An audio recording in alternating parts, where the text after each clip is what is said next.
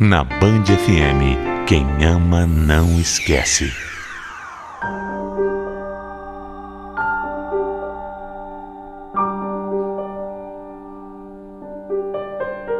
Do que é feito um casamento? De amor, respeito, honestidade, companheirismo e muitas outras coisas, não é mesmo? Mas tem uma coisa que pouca gente fala, mas que é tão ou mais importante do que tudo isso: a admiração. Porque sem admiração pela pessoa que está do nosso lado não tem como um relacionamento ir para frente. Eu conheci o Marcos quando eu comecei a trabalhar numa grande empresa. Uma empresa dessas com filial pelo Brasil inteiro, sabe? Eu tinha só 27 anos, mas eu já estava crescendo muito na minha profissão. Ele, por outro lado, já era um pouco mais velho. Já tinha uma carreira consolidada. Eu admirei o Marcos desde o nosso primeiro contato. Eu achei ele um cara tão inteligente, tão bem-sucedido, sabe? Eu fiquei realmente encantada com ele. Essa admiração fez com que eu me aproximasse dele e logo aquele sentimento se tornou uma paixão daquelas. Em poucos meses, nós namoramos e já estávamos casados. Algum tempo depois, eu fui ganhando promoção atrás de promoção e ele acabou indo para um outro emprego. Chegou um ponto em que nós dois tínhamos ótimos cargos, excelentes salários e, por isso, a gente decidiu que era hora de ter um filho. Nosso Miguel nasceu lindo e saudável e eu estava no meu melhor momento da vida. Durante 5 meses, eu pude me dedicar exclusivamente ao meu filho. E quando acabou a minha licença maternidade, eu tive a melhor das surpresas: uma baita de uma promoção, dá pra acreditar? Tantas mulheres voltam da licença e acabam perdendo seus empregos, e eu consegui a promoção dos meus sonhos. Era bom demais pra ser verdade, gente. Mas, infelizmente, na mesma semana em que eu fui promovida, o Marcos acabou perdendo o emprego. Foi um belo balde de água fria naquela nossa felicidade. Mas também, olhando pelo lado positivo, foi um certo alívio. É que eu já não estava muito confortável de deixar o nosso Miguel tão novinho na escola.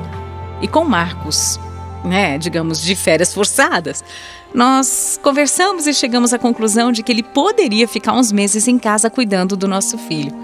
Já que só o aumento que eu teria era, maravilhoso. Era maior que o salário dele.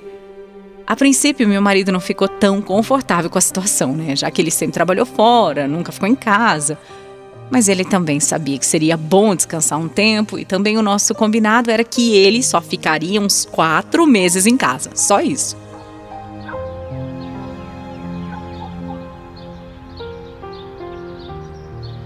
Não sei, eu tô achando estranho.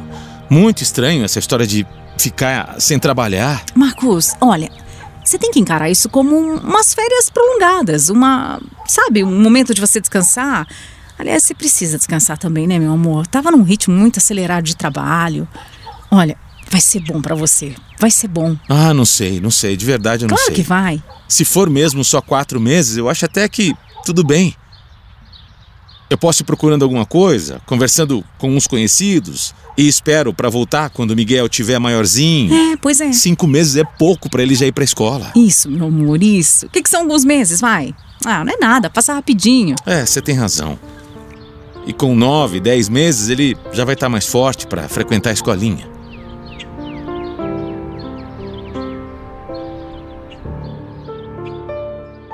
Acontece que alguns meses se passaram e foi bem aí que aconteceu o que ninguém no mundo poderia imaginar. Estourou a pandemia. No começo ninguém sabia direito o que era isso, quanto tempo ia durar. Mas o que a gente percebeu bem rápido é que não seria nada fácil encontrar um emprego naquela hora. Era uma época em que as empresas estavam fechando, demitindo, reduzindo o salário por conta das incertezas. Além do mais, as escolinhas também estavam todas fechadas e nós não queríamos contratar ninguém de fora para trabalhar em casa, já que a situação do vírus era assustadora, Então, mais uma vez, eu sugeri que o Marcos não pensasse em voltar a trabalhar, pelo menos enquanto as coisas não voltassem ao normal. Sem saber exatamente quanto tempo isso ia levar,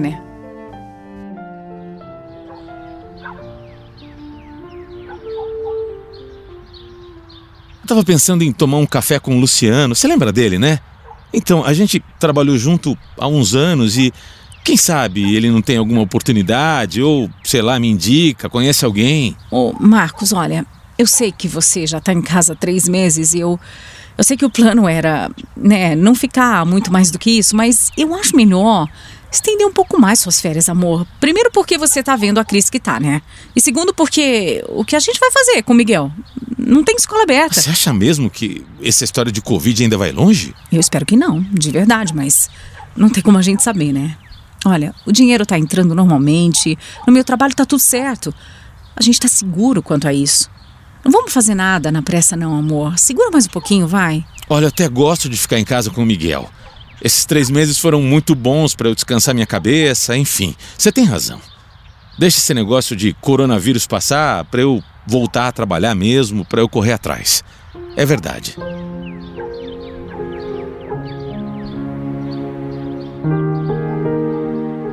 O tempo foi passando e eu fui percebendo que o Marcos tinha não só se adaptado àquela vida de cuidar do lar do nosso filho, como ele também passou a gostar disso.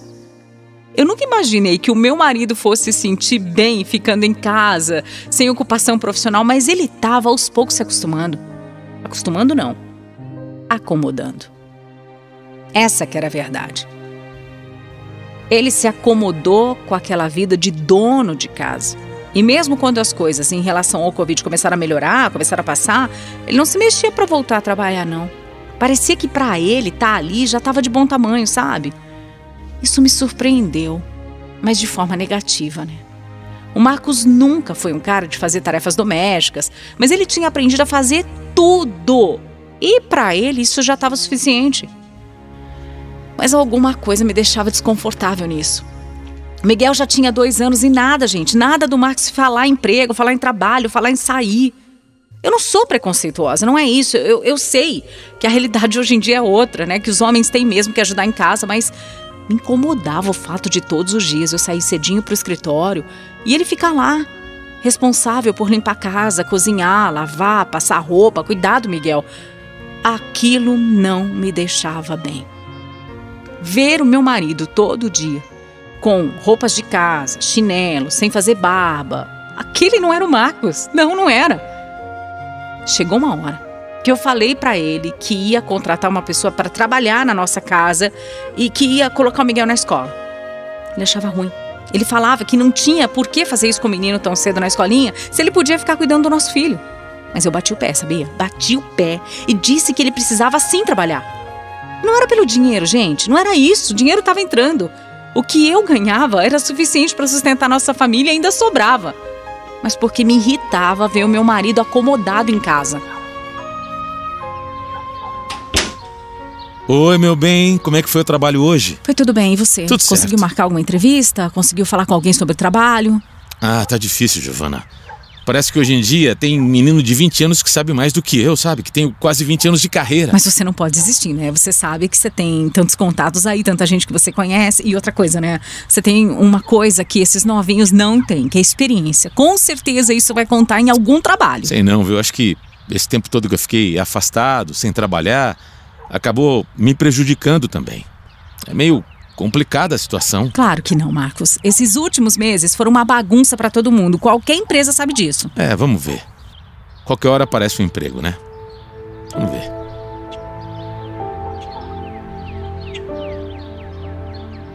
Qualquer hora aparece. Como se emprego desse em árvore ou caísse do céu, né? O Marcos tinha sempre as mesmas respostas. E ainda dizia que se sentia um lixo por não conseguir fazer nada. Fazia cena, sabe? Pagava de vítima. Comigo não rolava, não. Não. Meses e meses e nada, gente. Nada. Nem uma entrevista. Nem um contato, nada. Eu sei que a situação não é fácil, mas nada. 0. Nem uma conversinha com ninguém. Eu nem via ele no computador, por exemplo, procurando alguma coisa, sabe? Enviando o currículo. Não via. Já faz quase 1 ano que o Miguel começou a frequentar a escola. Faz quase 1 ano que nós temos uma moça que trabalha pra gente 3 vezes na semana em casa. E o Marcos ainda não voltou pro trabalho e nem conseguiu sequer uma entrevista. Ele fica dizendo que não encontra nenhuma oportunidade pro nível dele. Mas eu já sei que isso não é verdade. Ele não se esforça, isso sim. Eu até questionei algumas vezes se ele não estava, sabe, exigente demais, ou se a verdade é que ele não estava procurando com boa vontade. E aí, foi a maior briga em casa. Eu não aguento mais. Toda essa situação desgastante, sabe?